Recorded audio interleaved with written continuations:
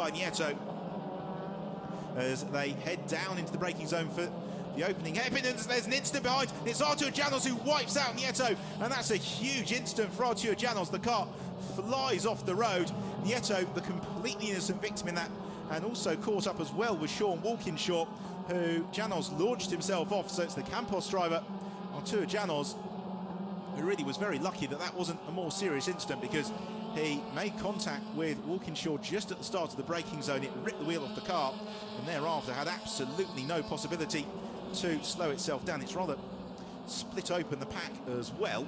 It means that Sean Walkinshaw is now under pressure from another of the Campos cars. That's Valerio Carballo. Have another look at this. And Walkinshaw just tagged wheel by Janosz, who then came so close to having horrific impact with Gerardo Nieto. As it is, Nieto, completely innocent retiree from the race. And again, you see there the pace at which Janosz arrived. That is a very, very lucky escape for all concerned. And well, Janosz very effectively out of the race, as is Gerardo Nieto,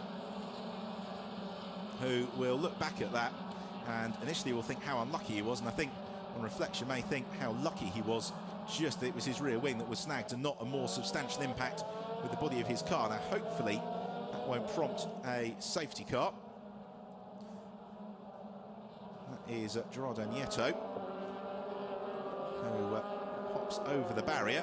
So we've got one of the recovery vehicles about to join the track, and yes, the safety car has indeed come out as a result of that incident. So the safety car comes out. There was certainly lots of debris right at the edge of the circuit, and given the fact the cars had already spread themselves out around the track, no surprise the race director makes the call to send out the safety car, enabling the clean-up operation to be done properly and safely.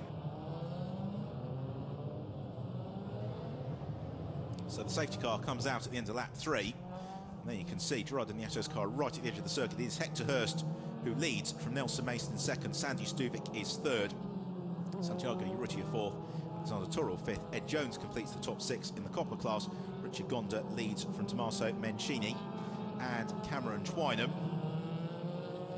And this is an opportunity maybe for some of the drivers a little bit lower down, the top 5 or 6, to get back on terms with Hector Hurst, because Hurst had done everything perfectly in the early stages, been able to build a very slight buffer over Nelson Mason. Here we see the crash again, ripping the front wheel off to Janosz, and then the car very fortunately spinning rather than spearing in to Gerardo Nieto. Massive closing speed there from Artur Janosz, who I imagine will be quite widely viewed on YouTube tonight, because that was a nasty incident. Well, unfortunately, neither driver had a particularly major impact in, as Nieto stalks away. Glad to see him walking out of the car. There's the rear wing that got snagged off. And that was one of those incidents. All you can do, I think, is shrug your shoulders, cross your arms, because he would have had no idea what happened and really won't